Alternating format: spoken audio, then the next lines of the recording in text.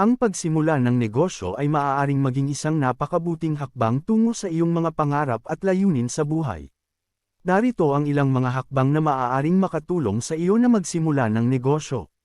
1. Magplano, isipin kung ano ang iyong layunin sa negosyo, kung aling industriya ang interesado ka, at sino ang iyong target market. Gumawa ng isang business plan na naglalaman ng mga detalye tulad ng layunin, estratehiya, financial projections, at mga hakbang upang maabot ang mga ito. 2. Pag-aaral, alamin ang tungkol sa industriya na nais mong pasukin.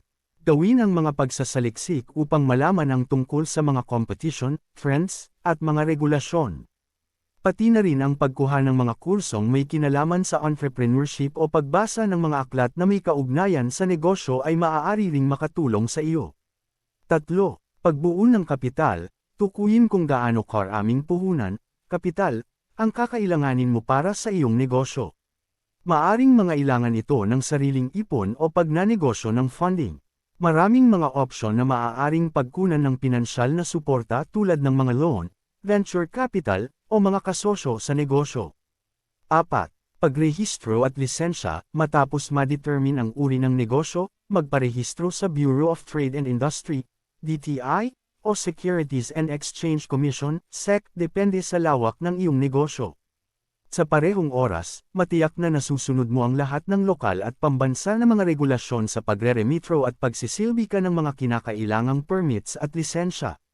5. Pag-organisa ng negosyo, pumili ng tamang porma ng pag-organisa para sa iyong negosyo, tulad ng sole proprietorship, partnership, corporation, o cooperative. Konsultahin ang isang propesyonal na abogado o accountant upang matiyak na ang iyong negosyo ay naiayos ng wasto at sumusunod sa lahat ng batas at regulasyon. 6. Marketing at pagbebenta, planuhin ang iyong marketing strategy at pagbebenta. Paano mo ihahatid ang iyong mensahe sa iyong target market? Ano ang mga paraan na magagamit mo upang makilala at mahikayat ang mga customer na subukan ang iyong produkto o serbisyo? 7. Pag-ingat sa patakaran ng pagbabayad, magplano ng tamang sistema ng accounting at pagbabayad ng utang at koleksyon. Mahalaga na maging maayos ang sistema ng pananalapi ng iyong negosyo. 8. Maging handa sa pagbabago, tandaan na ang pagpapatakbo ng negosyo ay patuloy na nagbago. Maging handa sa mga pagsubok at pag-aayos ng mga plano kung kinakailangan. Tandaan na ang pagtatayo ng isang negosyo ay hindi laging madali at maaaring matagal na proseso.